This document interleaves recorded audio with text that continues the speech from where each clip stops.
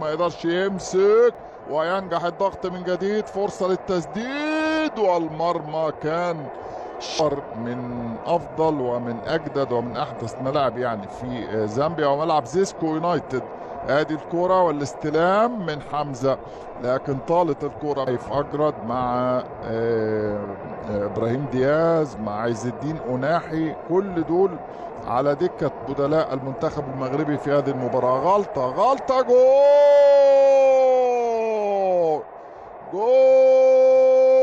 جول غلطة وجول. يوسف النصيري روعة، يستغل الخطأ المبكر، وفي الدقيقة 7 يتقدم يوسف بأول أهداف أسود الأطلس في هذه المباراة.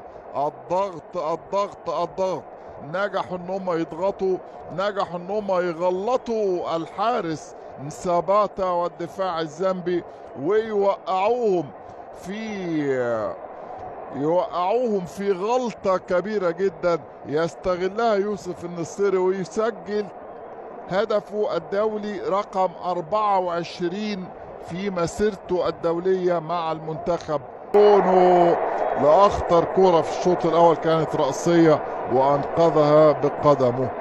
المرة دي كرة مرة أخرى والطاقم بالكامل من بنين. تاني تسديدة يا ولد، مش ممكن الهدف، مش ممكن الجول. روعة.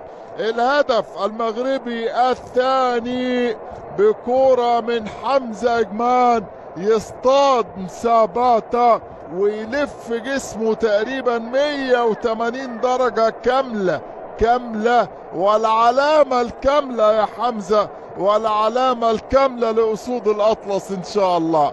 حمزة إجمان يلف، شوف الكورة ورايحة صاروخ لا مباريات 100% بالعلامة الكاملة، وإن شاء الله 21 نقطة من 21.